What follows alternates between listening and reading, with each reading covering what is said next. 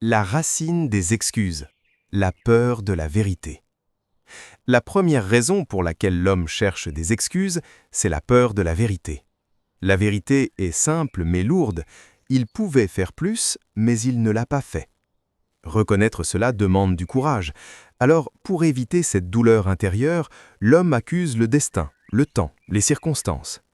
Les excuses ne changent jamais la réalité. Elles changent seulement la façon dont on se ment à soi-même. Et celui qui fuit la vérité ne peut jamais construire une réussite durable. Les excuses protègent l'ego, pas l'avenir. Les excuses ont un rôle très précis, protéger l'ego. Elles sauvent l'image que l'homme a de lui-même, mais elles détruisent silencieusement son avenir.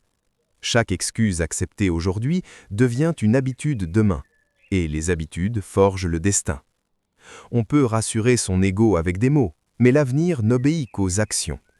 Le succès ne respecte pas les excuses, il respecte la discipline. Le monde récompense les résultats, pas les raisons. Le monde est dur, mais il est juste sur un point. Il ne regarde que les résultats. Personne ne demande combien c'était difficile, ni combien d'obstacles il y avait. Le monde demande seulement « qu'as-tu accompli ?» Ceux qui avancent malgré la fatigue réussissent. Ceux qui expliquent trop restent derrière. Dans la vraie vie, les raisons n'impressionnent personne. Seuls les résultats parlent. Le confort nourrit les excuses, l'effort crée le succès. Les excuses naissent toujours dans la zone de confort. Le confort dit « repose-toi encore un peu ». L'effort dit « lève-toi, même quand c'est difficile ». Chaque pas hors du confort est un pas vers la croissance. Chaque retour au confort est une victoire pour les excuses. Le succès commence le jour où l'homme choisit l'effort au lieu du repos facile. Pas d'excuses, seulement la responsabilité.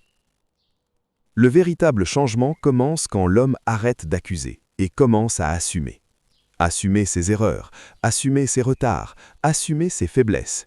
Car la responsabilité donne le pouvoir, et les excuses enlèvent ce pouvoir. Celui qui dit « c'est ma faute, je vais m'améliorer », avance. Celui qui dit « ce n'est pas ma faute », reste au même endroit. Pas d'excuses, seulement du travail, et les résultats suivront.